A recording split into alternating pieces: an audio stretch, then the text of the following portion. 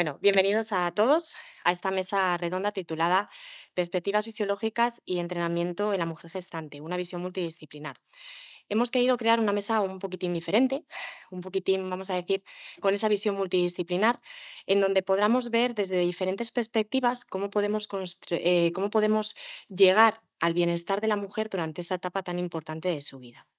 Bueno, como bien ha dicho Liliana, mi nombre es Enedina Quiroga, soy profesora contratada doctor de la Universidad de León y cuento en esta mesa con mis compañeros, investigadores, expertos, que formamos diferentes áreas, conformamos una visión desde diferentes áreas, con la finalidad de poder abordar las necesidades que tiene la mujer gestante y poder dar una visión mucho más amplia de lo que es esta etapa del ciclo vital.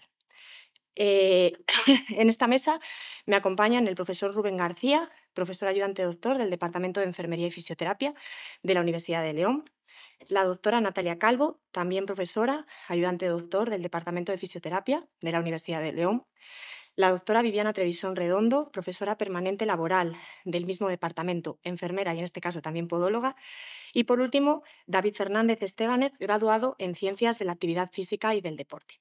Así que, sin más preámbulos, damos paso al primer ponente, el profesor don Rubén García Fernández, con su presentación Transformaciones fisiológicas durante la gestación. ¿Ahora? Sí. Bueno, ya que me han hecho levantarme, pues me voy a mover. Bueno, primero muchas gracias a la organización por permitirnos participar en este congreso. Como ha dicho mi compañera Enedina, yo soy el doctor Rubén García, soy enfermero especialista en obstetricia y ginecología. Para los que os suena un poco raro, soy matrona. Y llevo unos años trabajando en la universidad, que era una de mis mayores ilusiones.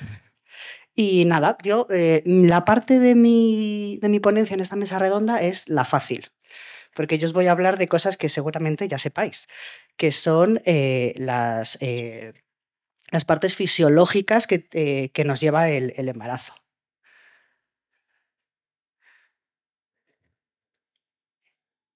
Bueno, seguro, me voy a mover, ¿vale?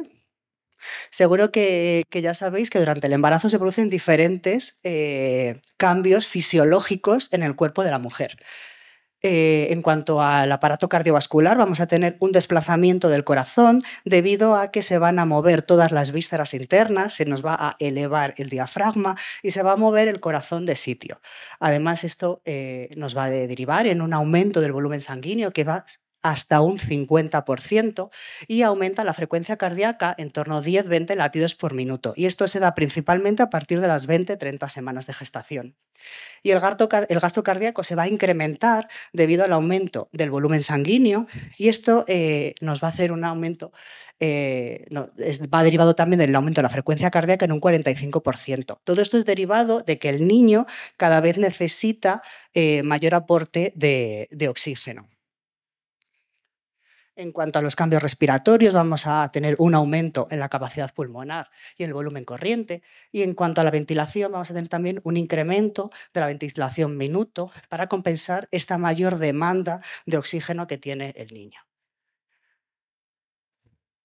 En cuanto a los cambios musculoesqueléticos, va a haber un aumento de la relajación de los ligamentos y está provocado principalmente por la relaxina. Esta relaxina, su función va a ser que durante el parto se vuelvan móviles articulaciones que no tendrían por qué ser móviles, porque vamos a tener un mayor aumento de movilidad a nivel pélvico. Solo que la relaxina no tiene una especificidad sobre algunos ligamentos y vamos a tener una relajación de todos los ligamentos.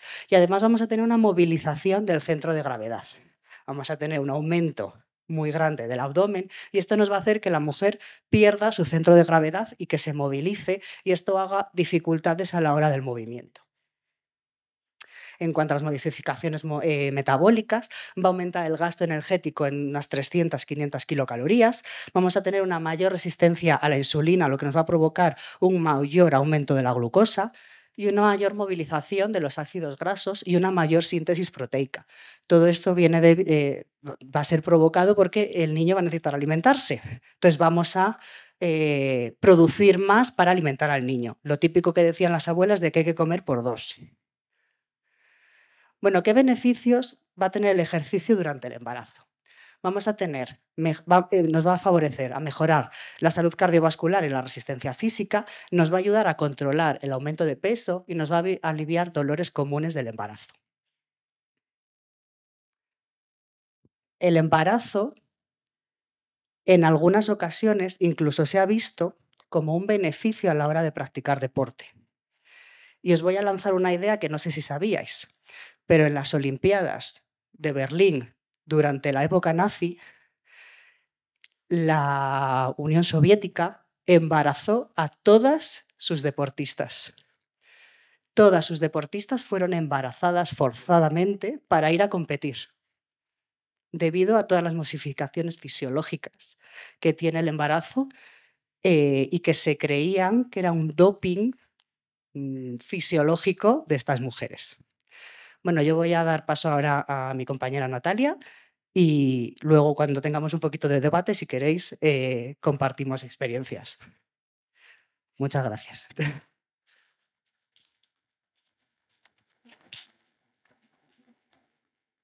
A continuación, la profesora doctora Natalia Calvo hablará sobre las transformaciones,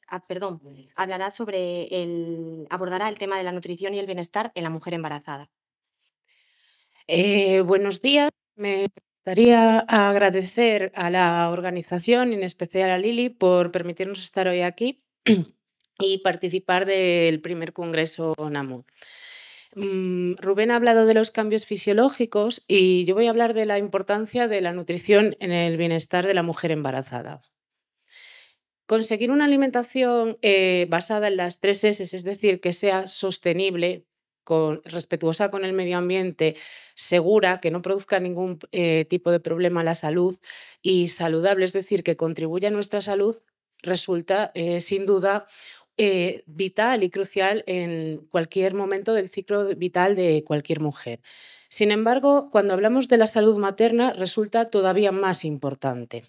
Entendiendo por salud materna lo que sería la salud de la mujer no solo durante la gestación, sino también durante la etapa, durante la etapa previa al embarazo, ¿vale? Y el posparto.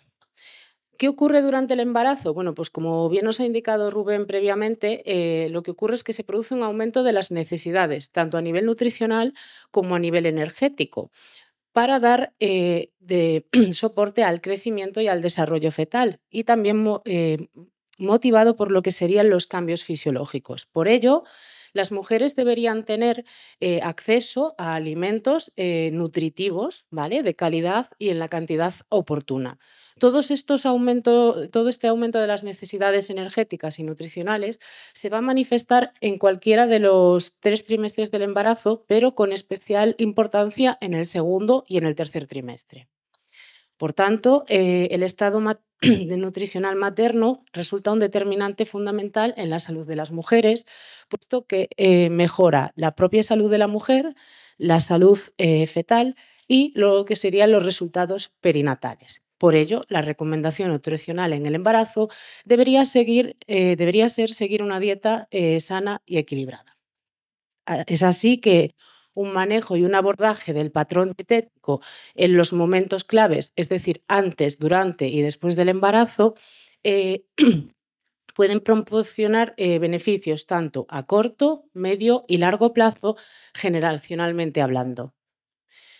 No solo la calidad de los patrones dietéticos, sino también los propios patrones se han relacionado con lo que vemos en pantalla, que son las alteraciones del peso en los recién nacidos, la duración de la gestación, la incidencia y o prevalencia de los defectos cardíacos congénitos, el desarrollo de la anemia y trastornos metabólicos y enfermedades cardiovasculares.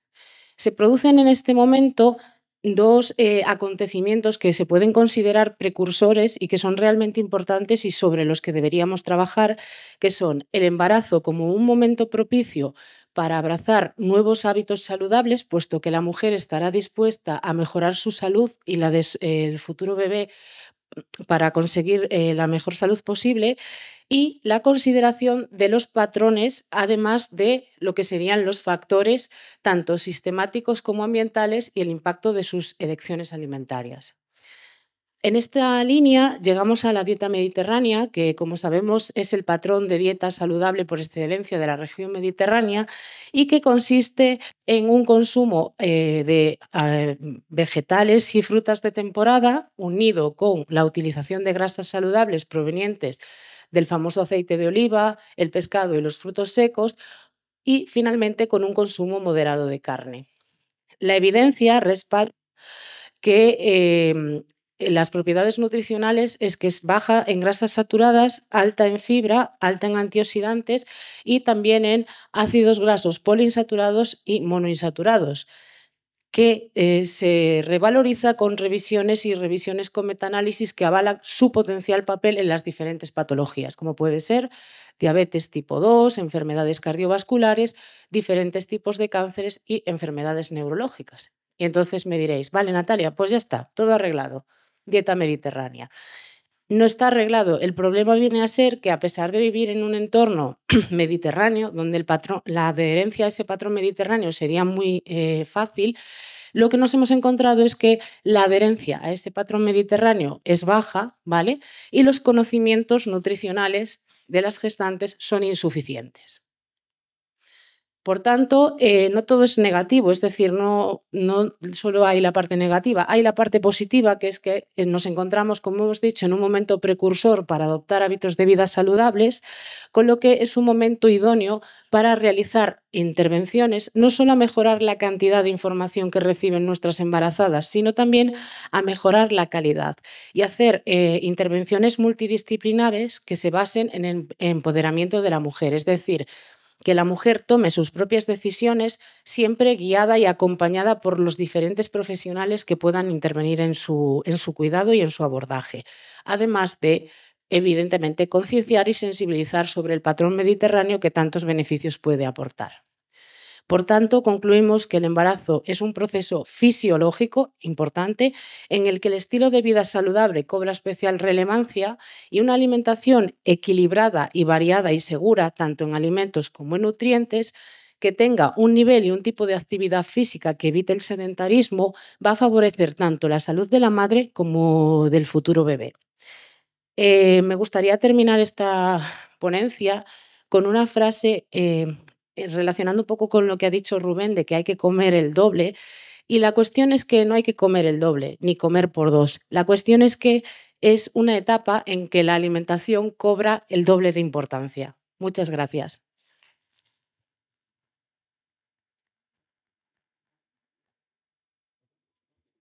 Bueno, pues como podéis ver, en una mesa tan amplia y con tantas áreas, ahora nos toca darle el paso a la doctora Viviana Trevisón Redondo. Viviana Trevisón Redondo es graduada en enfermería, pero también es graduada en podología y nos hablará sobre los cuidados podológicos para la mujer gestante.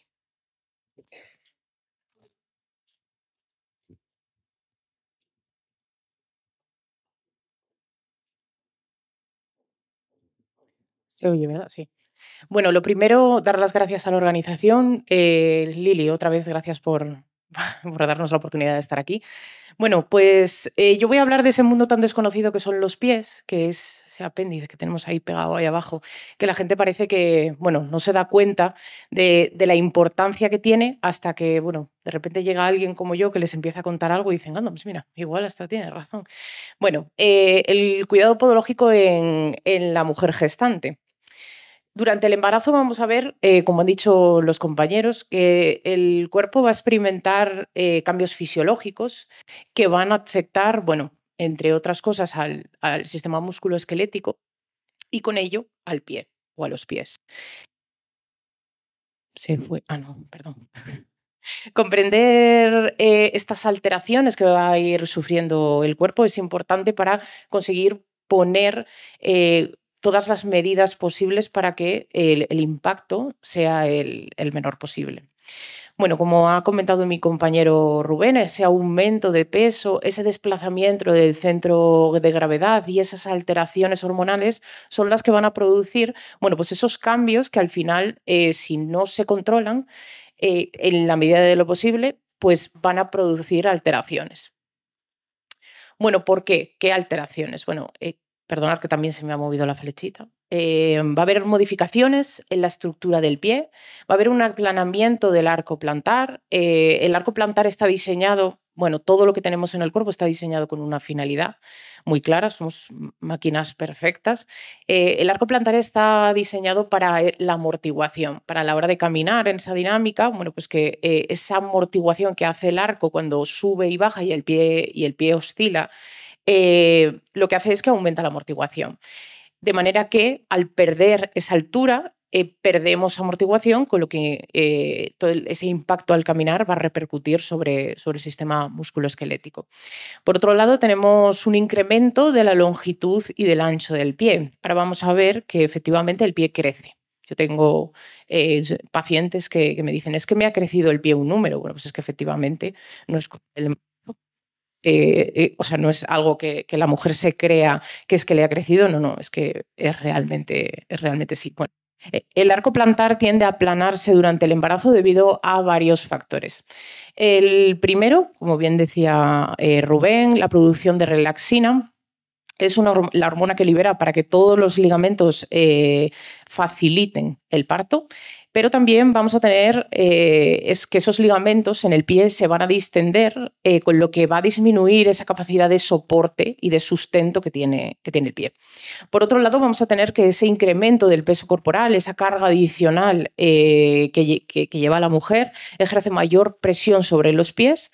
Al final es como si lleváramos una mochila, y esto lo que va a producir es que ese arco plantar colapse y caiga hacia el suelo. Y luego, bueno, la distribución del peso.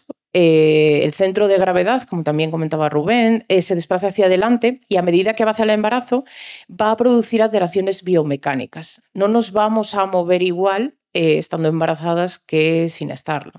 Entonces, bueno, el pie en esa movilidad va a aumentar la pronación. Como decía la compañera, la pronación, los pies van a colapsar hacia adentro, de manera que va también a favorecer esa falta de amortiguación que comentábamos al principio. En cuanto a la longitud del pie, efectivamente el pie puede llegar a aumentar entre un 10 y un 20% la longitud y el ancho, que es bastante, hablando de pies y de que tenemos que meterlos dentro del calzado. De manera que no solamente aumenta por la relajación ligamentaria, porque efectivamente esos ligamentos pierden esa firmeza, pierden esa consistencia, y lo que hace es que todos los huesos, que son un montón, empiezan a tomar distancia ligeramente, se separan levemente, y esto lo que hace es que aumente el tamaño del pie. Pero hay que tener también en cuenta que vamos a tener una retención de líquidos que va a conducir, bueno, pues a una hinchazón del pie, a un edema, que también va a afectar en ese volumen del pie que tenemos que introducir en el calzado.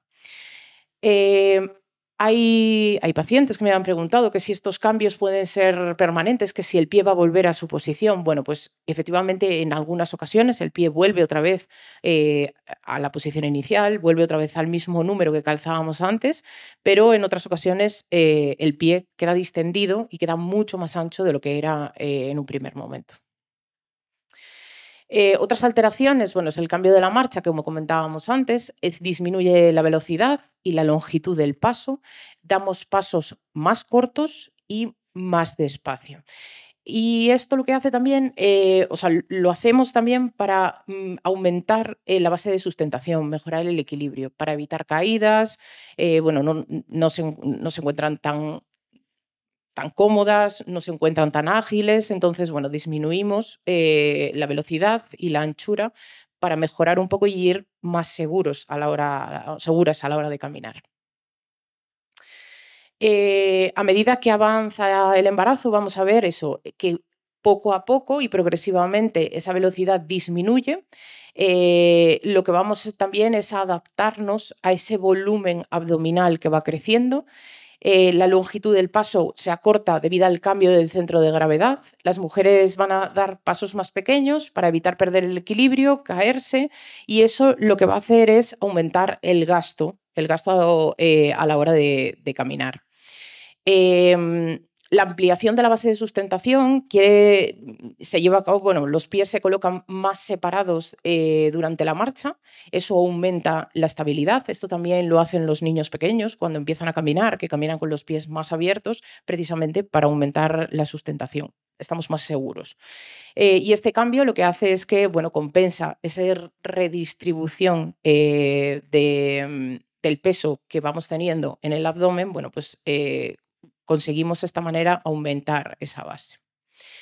Bueno, ¿y qué consecuencias clínicas tiene todo esto? Bueno, en cuanto aparece el aplanamiento del arco plantar, va a aparecer dolor, puede aparecer dolor en el arco plantar, en el talón, la famosa fascitis plantar, que no deja de ser una inflamación de la fascia por esa distensión, alteraciones en la marcha y en el equilibrio y fatigas de los músculos, sobre todo del pie y de las piernas, calambres nocturnos, dolores después de caminar.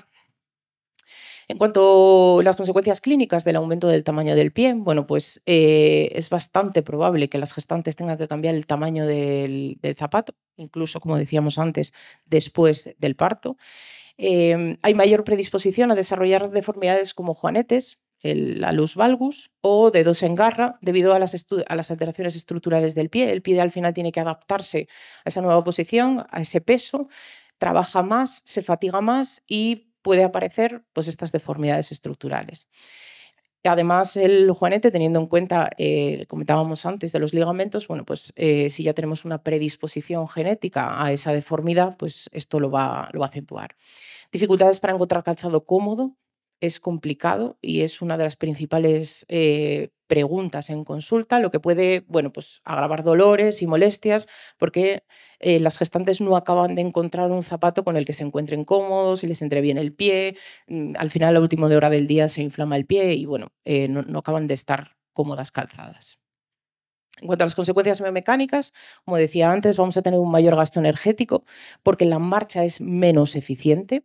Vamos a tener tensión adicional en los músculos de las piernas y en el tronco debido a ese gasto energético. ¿Y cómo podemos prevenir o manejar toda esta problemática asociada? Bueno, pues eligiendo un calzado adecuado, zapatos con un soporte para el arco plantar, suelo antideslizante y espacio suficiente para que si el pie se hincha a lo largo del día, bueno, pues tengamos ese margen para que se pueda hinchar y no comprima. Intervenciones propiamente podológicas, bueno, el uso de plantillas personalizadas va a ayudar a corregir ese aplanamiento del pie, a evitar ese aplanamiento del pie y va a reducir el impacto en las articulaciones, dado que los ligamentos ya no son capaces de sustentar como previo al embarazo. Educación y concienciación de las gestantes sobre el cuidado del pie, extensivo, por supuesto, a mujeres deportistas, a población en general, pero bueno, especialmente en este momento de la vida en el que hay que cuidarse por dos, comer por dos, cuidarse por dos, bueno, pues en este caso, pues el cuidado del pie es muy importante. Y bueno, ejercicios pues, de estabilidad, propiocepción, yoga, pilates, fortalecimiento muscular, cadera, piernas. Y bueno, como conclusión final, las alteraciones del pie en el embarazo son comunes y son multifactoriales, aparecen por diferentes cuestiones. Y el manejo multidisciplinar es clave para prevenir las complicaciones y mejorar esa calidad de vida. Entonces, cuanto más profesionales puedan intervenir en la prevención y en el cuidado de la mujer embarazada, pues mejor va a avanzar el embarazo y va a llegar a su término. Muchas gracias.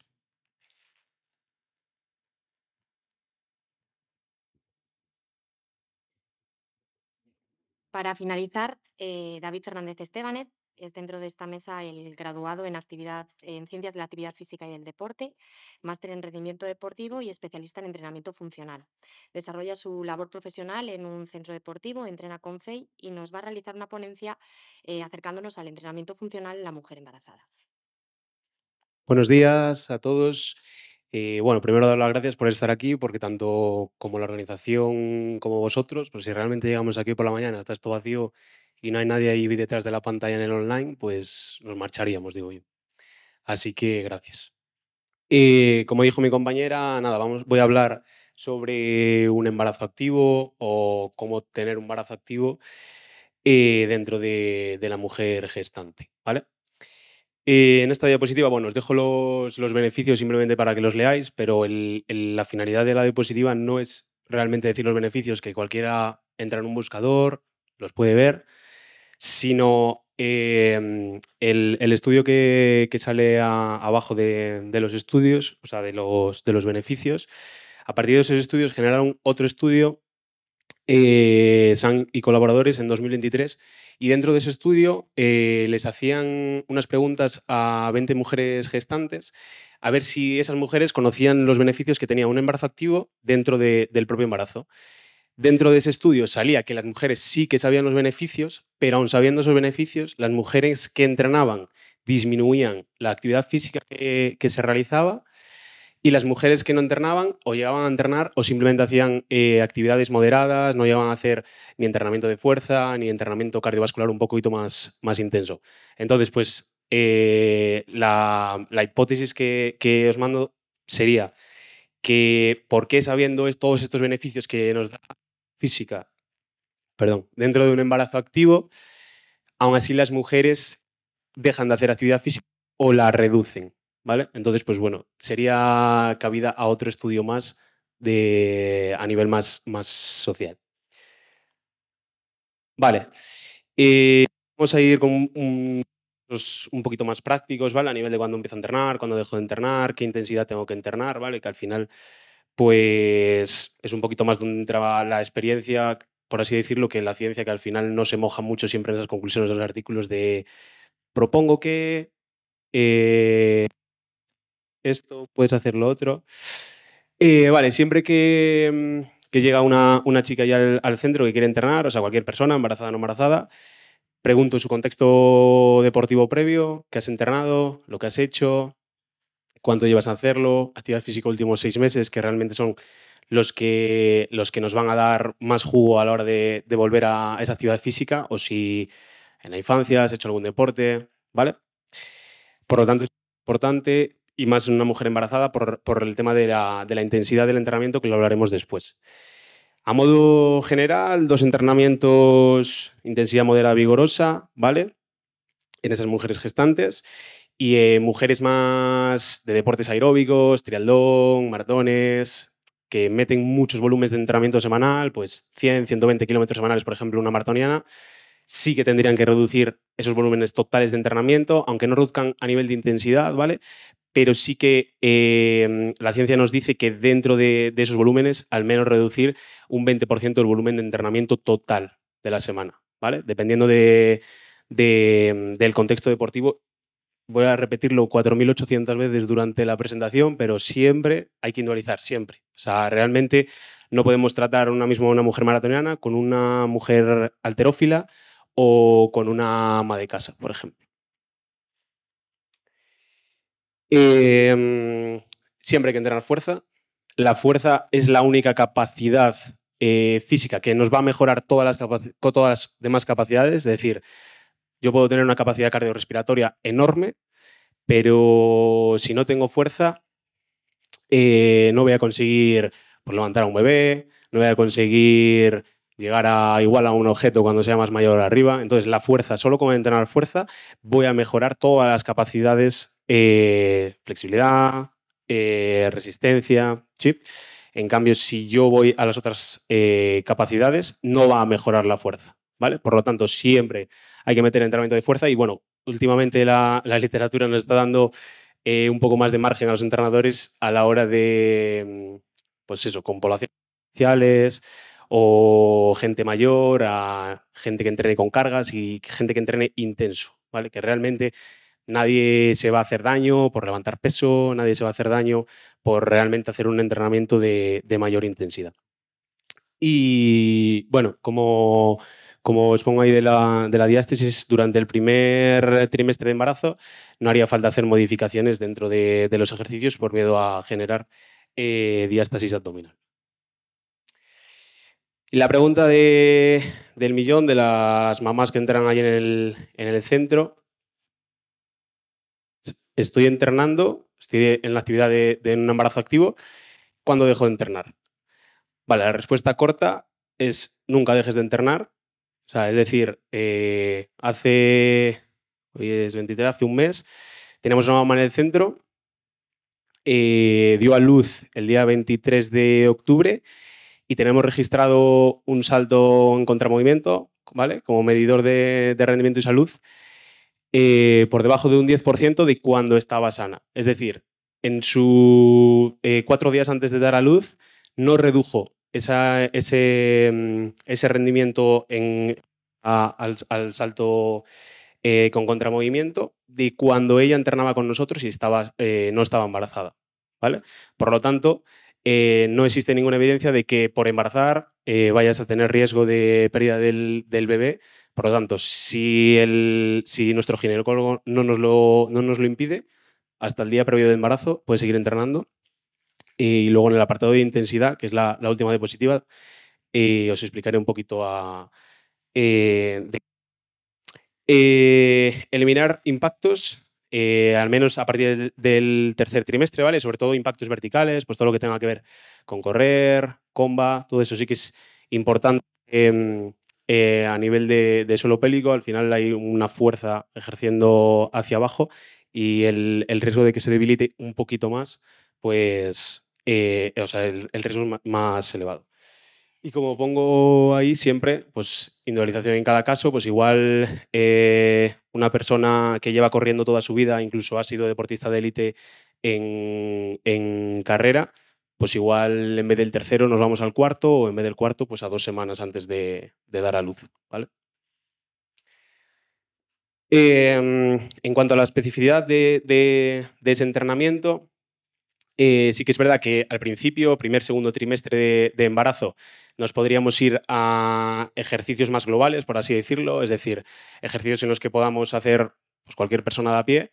Y una vez que vamos pasando esas semanas, esos meses de embarazo, pues especificar un poquito más el entrenamiento hacia pues, ejercicios más de movilidad, ejercicios más que nos puedan ayudar incluso durante el parto, ¿vale? Cuando estemos en la cama o que nos puedan aliviar el dolor a nivel púbico, a nivel lumbar, y que realmente son ejercicios que ellas puedan hacer en casa o, lo que digo, en el propio parto y que les pueda reducir al menos ese dolor. Por lo tanto, no dejo de entrenar fuerza y trabajo cardiovascular, aunque ponga ahí menos, no dejo, es menos. O sea, si estoy entrenando un 60% trabajo de fuerza cardiovascular y un 40% movilidad, pues hacemos un cambio, ¿vale? Me paso a más movilidad porque es más específico hacia el parto, pero no dejo de seguir entrenando fuerza, sobre todo más. Cuanto más avance ese parto, pues más funcional, pues trabajo de tracciones para hacer fuerte esa espalda. Al final, los primeros años vamos a tener al bebé muchas horas en un brazo cargado, ¿vale? Por lo tanto, pues tengo que tener en tracciones, tanto de espalda como de brazo, pues nos va a ayudar a hacernos fuertes. Y nada, la última diapositiva de a qué intensidad entreno o a qué intensidad tendría peligro de pérdida del bebé. Como siempre digo, pues depende de la condición física. No es lo mismo que me venga una mamá que llega al centro, ¿qué actividades has hecho? Nada. O que llegue una mamá y diga, pues soy deportista de élite desde hace 5 años, ¿vale? Por lo tanto, en una mamá que no ha hecho nada, pues igual, con ir a caminar 30 minutos al día durante 2 días a la semana le es suficiente a una intensidad moderada, entre 40% y 60% de la frecuencia cardíaca máxima. En cambio, a una mamá que lleva entrenando a muy alta intensidad durante 5 años de su vida, pues igual ir a caminar a su sistema cardiorrespiratorio no le supone de nada, ¿vale? Pongo ahí lo del 80% porque hay un estudio en un colegio americano que sacaron un estudio a una población general como prohibiendo, por así decirlo, que las mujeres gestantes no podían superar más del 80% de esa frecuencia cardíaca máxima. Y vuelvo a lo mismo de antes. No es lo mismo que una mujer que ha entrenado durante muchos años a frecuencias cardíacas muy elevadas, incluso su frecuencia cardíaca máxima es muy elevada, 190, 190 y tantas pulsaciones, que una mujer que no ha hecho nada y realmente si se pone a 120 pulsaciones empieza a hiperventilar, ¿vale? Por lo tanto, no estoy muy de acuerdo con eso. En una población general, pues de gente de a pie, ¿vale? Te lo compro, pues no superes el 80% de la frecuencia cardíaca máxima, pero hay que individualizar cada caso y pues realmente una mamá que lleva, lo que digo, pues mucho tiempo entrenando a intensidades altas, vigorosas, pues podríamos irnos. Y en cuanto a esto, pongo el triángulo de exclamación de la intensidad vigorosa, no porque sea peligroso, sino porque hay que tenerlo controlado. Es decir, lo que estaba comentando ahora, en base a este estudio del Colegio Americano, le responde otro estudio en el que hicieron con mamás en Estados Unidos, con deportistas de élite, en las que las ponían en intervalos muy cortitos de tiempo, menos de 10 segundos de intensidad, a una intensidad supramáxima, es decir, por encima del 120 de la BAM en un tapiz rodante. Y con esa intensidad vigorosa que superaban los 80%, el 80% de la frecuencia cardíaca máxima, no hubo ninguna de ellas que tuviese ni complicaciones en el parto ni pérdidas del bebé, ¿vale? Por lo tanto, como os digo diciendo de la presentación, siempre que llegue, informaros, obviamente, pues con gente igual que pueda saber más o con la ciencia, que al final ahora gracias al internet la tenemos todos, pero que realmente hay estudios, hay cosas en los que nos dicen, pues eso, entrenamiento de fuerza, entrenamiento cardiorrespiratorio a intensidades elevadas, que no nos va a causar problemas ni en el embarazo ni en el feto, ¿vale? Así que nada, muchísimas gracias por estar aquí otra vez y pasamos ahora a las preguntas, si tenéis alguna, y si no, pues las que nos haga la moderadora. Gracias. Bueno, muchas gracias. Como veis, somos una mesa con un sentido, vamos a decir, bastante especial. Aparte, como os he definido antes, de ser, hemos dicho, expertos y investigadores en el tema, bueno, frente a todos somos compañeros y vamos a decir que también amigos. Entonces, esto nos ha permitido diseñar una mesa, vamos a decir, con un carácter, un sentido un poquitín especial. Lo que queríamos con esta mesa era llevar a cabo una reflexión desde un punto de vista mucho más multidisciplinar y que se pudiera ver la colaboración que podemos tener los diferentes profesionales en este periodo, en este caso, en esta etapa del ciclo vital que es la gestación. Como habéis visto, en esta mesa somos mayoritariamente enfermeros, podólogos, especialistas en ginecología y obstetricia y también graduados en actividad física. Y al final todos tenemos esa misma filosofía de trabajo, ese mismo punto en común, que es el buscar el bienestar, en este caso, dentro de esta mesa, en la mujer gestante. Así que bueno, esperamos que la mesa os haya gustado. Las ponencias a mí me han parecido obviamente muy interesantes. Y pasamos a la ronda de preguntas, que yo ya tengo unas cuantas preparadas sobre mis intereses. Pero bueno, primero pasamos al público, si os parece. ¿Alguna pregunta en especial?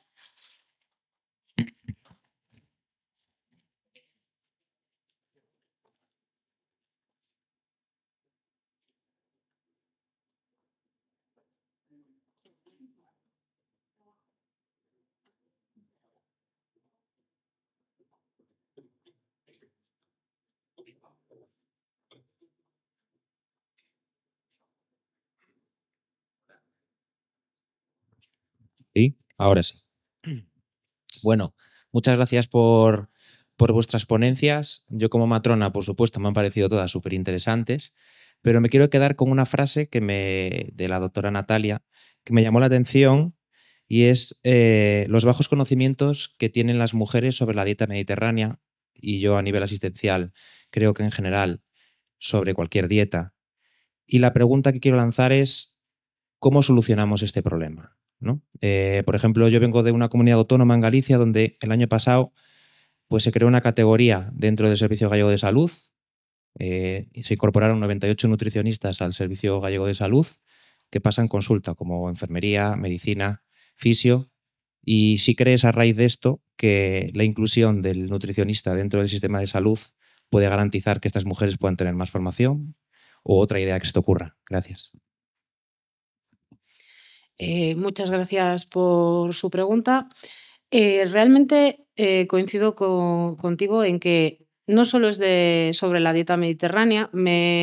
Cuando preparé esta ponencia me llamó la atención de que viviendo en un país mediterráneo no tuviesen ese conocimiento sobre la dieta mediterránea, pero luego consultando muchos más estudios me he dado cuenta de que no solo a nivel España, sino a nivel internacional, no tienen conocimientos sobre ningún tipo, o sea, no es que no tengan conocimientos, sino que no tienen conocimientos suficientes sobre hábitos dietéticos que pueden, digamos, beneficiar durante el embarazo, la preconcepción y el posparto. ¿Cómo lo solucionamos? Sin duda, educación para la salud. Necesitamos abordar de manera importante, porque además hemos visto que los beneficios se van a dar a medio, corto y largo plazo y a nivel multigeneracional. Por tanto, creo que es importante que más allá de que tengan claro que a lo mejor no pueden comer jamón, que es algo que tienen súper claro y es el mayor drama del mundo, ¿vale? Que tengan más conocimientos y que sepan qué tipo de alimentación, evidentemente desde un punto de vista individualizado, porque la alimentación es individualizada, pero qué tipo de alimentación, qué tipo de patrón les puede beneficiar más.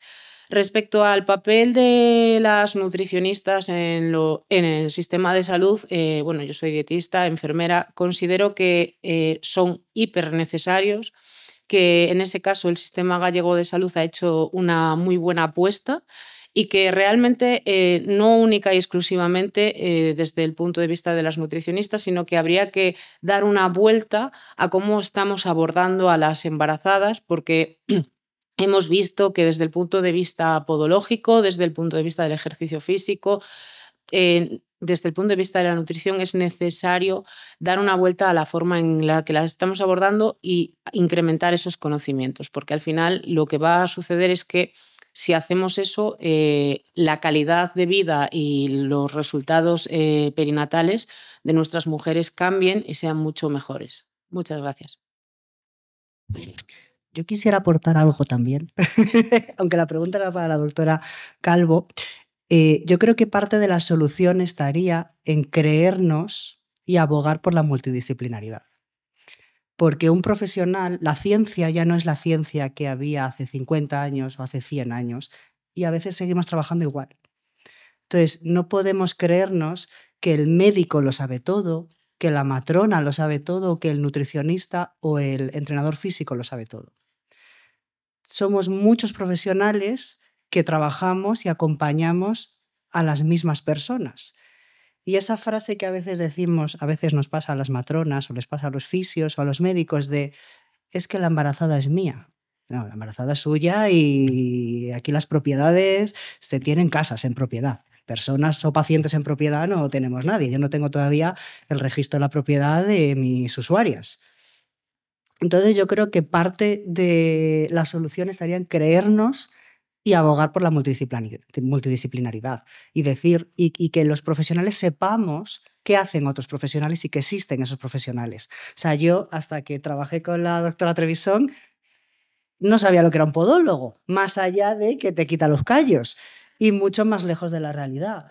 O cuando hice mi especialidad de enfermería obstétrico-ginecológica, a nosotros nos enseñaron que la actividad física durante el embarazo tenía que ser llevada a cabo por una matrona. Y decía, sí, vale, ¿y dónde está mi formación específica? Vale, sí, tengo una formación a grandes rasgos, pero no puedo aportar todo el conocimiento aquí. Entonces, yo creo que gran parte de la solución tiene que ser en creernos y abogar por cada vez que la multidisciplinaridad en los cuidados y en la atención sanitaria sea real y efectiva. He dicho.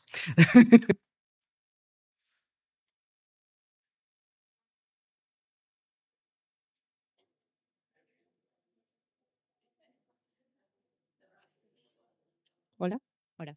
Totalmente de acuerdo con lo que dices de ese trabajo multidisciplinar, ya no solo alrededor de la mujer embarazada, sino del paciente en general, ¿no?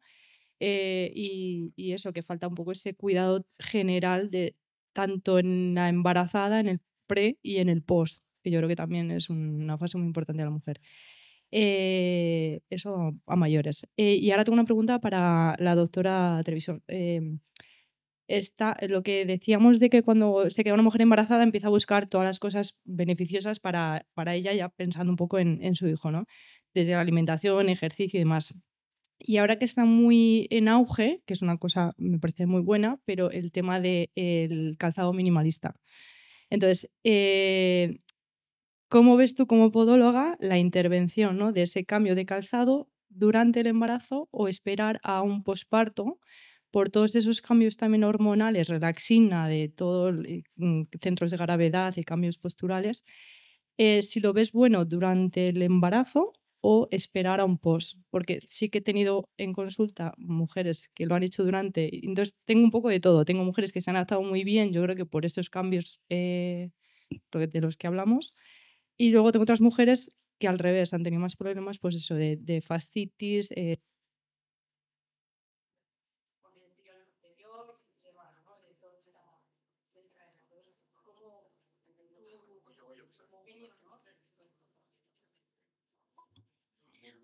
Bueno, muchas gracias por la pregunta.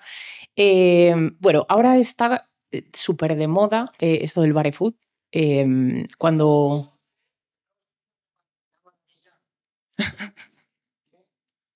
Pues ahora aquí está muy de moda. Esto ha empezado ahora pues con los niños, y el calzado respetuoso llevamos abogando por él muchísimos años.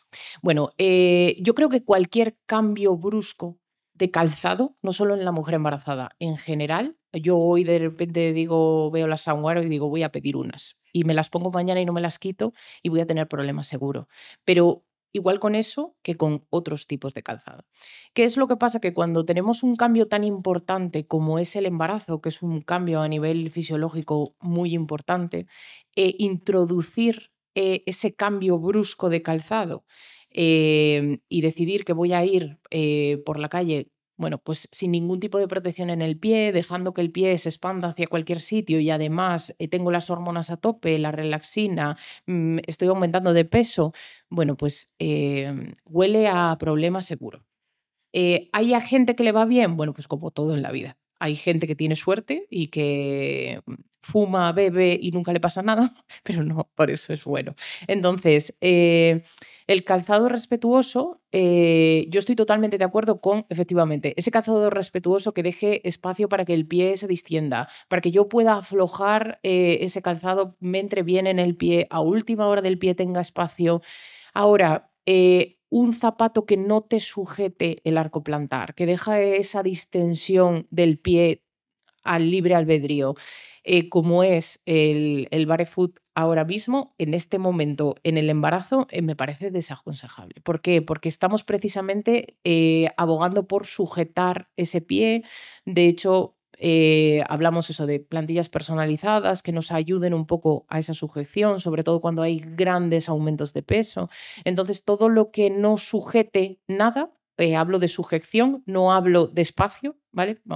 Que es el gran problema que estamos teniendo ahora con el calzado respetuoso y el barefoot, que no es lo mismo. La gente lo está confundiendo mucho, porque una cosa es tener espacio en el calzado y otra cosa bien diferente es tener espacio pero sin nada de suela y sin nada de sujeción. Entonces, me parece que el embarazo en concreto es un mal momento para hacer un cambio a un calzado barefoot. Calzado respetuoso, por supuesto. Al barefoot me parece que es un mal momento. Y incluso porque yo creo que también la diferencia la he visto en mujeres que entrenan y mujeres que a lo mejor son más sedentarias. Si aprovechando en ese momento del embarazo, si se acompaña de un trabajo de entrenamiento de esa cadena, de ese arco plantar y demás, lo verías dentro de haces esa intervención en ese momento porque quieres hacerlo, pero más beneficioso, ¿no? O sea, Bueno, podría paliar ese problema, en principio, trabajar el foot core, que al final es trabajar la estructura del pie, siempre es beneficioso. No deberíamos hacerlo solamente eso en el momento en el embarazo. Es verdad que estamos intentando favorecer con el foot core o haciendo entrenamiento esa musculatura plantar, pero a la vez seguimos teniendo la relaxina, que vamos a tener el pie con esa distensión. Entonces, bueno, vamos a tener ahí una lucha complicada. Luego hay que tener en cuenta que hablábamos antes del mecanismo de pronación. El pie va a pronar, queramos o no, va a pronar. Es que si el zapato va a conseguir sujetar un poco el pie neutro, el zapato barefoot no va a conseguir esa pronación. ¿Vamos a tener mejor adaptación si hacemos un entrenamiento del foot core y ponemos un barefoot? por supuesto, pero creo que es mejor hacer ese entrenamiento del barefoot y utilizar un calzado respetuoso frente a un barefoot. Y le doy una vuelta más. El barefoot no tiene nada de suela. Y si caminamos y coincide, a ver, que te puede caer una teja, pero puedes clavarte cualquier cosa en el pie. Una infección estando embarazada ya supone antibióticos, ya supone... Entonces, bueno, creo que es un momento un poco delicado para hacer experimentos. Podemos esperar poco. Perfecto, gracias. A ti.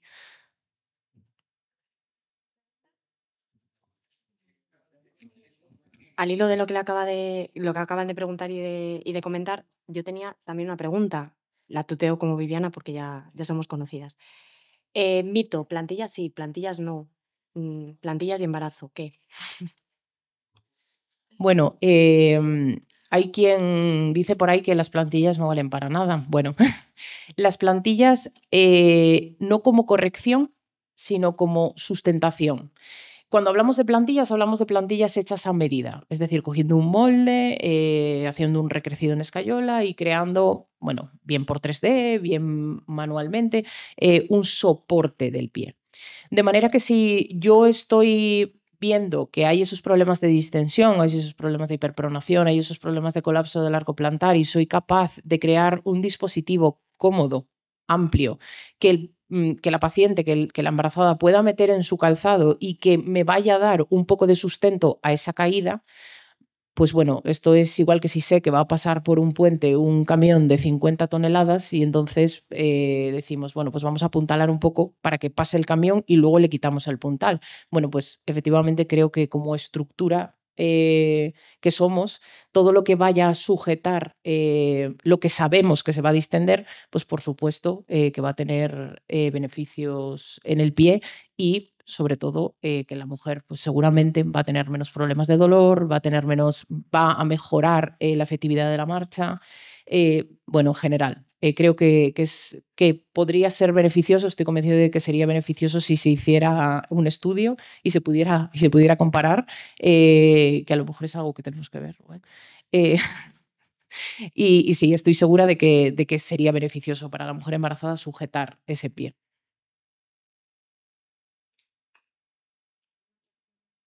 Y a mí me quedaba una duda que recogí sobre la ponencia de David, en la cual nos hablabas de que había limitaciones a lo largo de la gestación en torno pues, a ciertas actividades como correr, saltar a la coma, etcétera, pero sin embargo se potenciaba el ejercicio, el entrenamiento de fuerza. ¿No existen limitaciones en torno al entrenamiento de fuerza? Bueno, pues como dije antes, individualizar cada caso, es decir, si esa mujer gestante antes realizaba entrenamiento de fuerza, pues dependiendo de la intensidad con que lo hiciese, es decir, pues una halterófila que tuviese días de supramáximas o de muy cerca de repeticiones máximas, es decir, a intensidades muy elevadas, pues como dijo Viviana del pie, pues no es momento para intentar buscar una mejor marca o no es momento para eso, pero siempre tiene que haber entrenamiento de fuerza. Como dije antes, es la única capacidad que puede mejorar todas las demás capacidades, por lo tanto, siempre que esté bien programado e individualizado hacia la persona, tiene que estar entrenamiento de fuerza. O sea, tanto en una mujer gestante, como en una persona mayor, como en una persona oncológica, etcétera, etcétera, etcétera. Porque al final es una capacidad fundamental y de la que el cuerpo se puede beneficiar de muchas maneras. O sea, el beneficio del entrenamiento de fuerza, podríamos estar hablando todo el congreso, o sea, para el año que viene, si queréis hacer el congreso de entrenamiento de fuerza, y hacemos 2 días de hablar de entrenamiento de fuerza, que lo sacaríamos, os lo digo yo. Así que entrenamiento de fuerza sí, siempre. Igual, pues lo que comento, individualizar a nivel de intensidades, pero sí, siempre entrenamiento de fuerza. ¿Alguna pregunta más por el público? Nada más. Bueno, pues muchísimas Yo gracias. tengo una pregunta para... Ahí. Vale, quería saber, igual que sí que se ha visto que la alimentación materna influye mucho luego en el bebé, en la salud del bebé, ¿no? Si hay estudios sobre si la realización de ejercicio durante el embarazo tiene impacto en la salud del de los niños. Sí, sí que hay muchos estudios. Primero, bueno, la primera diapositiva que nombraba hay varios estudios de los beneficios, o sea, todos esos beneficios eran estudios o revisiones sistemáticas dentro de mujeres gestantes y como ponían los beneficios, pues eso, hacer fuerte ese suelo pélvico que al final, pues O toda sea, me la... refiero en los niños a largo Perdón. plazo. Sí, o sea, tiene ahí, perdón, o sea, pensé que decías en la mamá. Dentro del líquido de la placenta sí que se ve que puede mejorar un poco y es de lo poco que he leído, o sea, que el líquido de la placenta pues, que no se ve perjudicado a la hora de hacer deporte o no hacerlo. Y a la hora del nacimiento del bebé mejora gracias a esos ejercicios de movilidad que hace la persona embarazada, tanto en el parto, pues al salir el bebé, toda esa musculatura que se mejora con el entrenamiento, pues mejoraría para el nacimiento del bebé. Y podría disminuir, por ejemplo, que se hagan cesáreas ¿no? Que eso es otro de los problemas que tenemos, que la, la OMS recomienda que haya un porcentaje bajo de cesáreas y eso no lo cumplimos de ninguna manera. Pues de ¿Puedo eso dar? no te sabré responder, o sea, no he encontrado ningún artículo. Le cuento yo. Respecto a la primera parte de la pregunta, lo de los beneficios en el niño, sí que se ha visto que toda la disminución de las catecolaminas que produce el deporte y el aumento de todas esas neurotransmisores buenos, pueden llegar a producir beneficios a nivel neuropsicomotor en el recién nacido. Y hay algún estudio, no te sé decir ahora, pero porque no me preparo esa parte, pero quiero decir, hay algún estudio que relaciona estos beneficios incluso hasta los 5 años del niño, principalmente por la reducción de las catecolaminas que producen como un empastamiento a nivel cerebral. Entonces, toda esa liberación de neurotransmisores hace que la evolución cerebral del niño sea mucho más plástica y que haya una mejor adaptación a nivel del niño. En cuanto a la parte deportiva, yo aquí voy a hablar más por la experiencia clínica, más que por la experiencia investigadora. Esto es tirarme un disparo contra el pie siendo investigador y siendo doctor, pero yo abogo mucho por la parte clínica. O sea, yo antes de pasar a la universidad he ejercido 10 años como matrona asistencial. Yo el peor acompañamiento de parto que he tenido fue una mujer que hacía halterofilia. La peor experiencia de mi vida. Esa musculatura tensa era imposible que distendiese a nivel pélvico para el parto. O sea, fue el peor acompañamiento que he tenido en la vida. Salvo esa, sí que es verdad que el deporte nos favorece. La mujer tiene mayor capacidad respiratoria, lleva muchísimo mejor los pujos, lleva muchísimo mejor, tiene mejor nocicepción y nota partes del cuerpo que hasta entonces no se había dado cuenta que tenía. Entonces, sí que es verdad que la práctica deportiva sí que nos favorece que el parto sea un parto utóxico y sea un parto fisiológico y disminuiría esos niveles de cesáreas. Sí que es verdad que la cesárea influye en muchísimas cosas, desde el centro que sea público o privado, que sea de día o sea de noche, que el ginecólogo esté cansado o no lo esté, que haya un número adecuado de matronas o no las haya. Influyen tantísimas cosas que decir que, o sea, no me atrevo a decirte que aumentar la práctica deportiva nos pueda disminuir las cesáreas. Pero que podría ser un granito de arena en ese apartado, sí que podría decirlo. Vale, muchas gracias. Me ha parecido súper interesante la pregunta, sí que es verdad.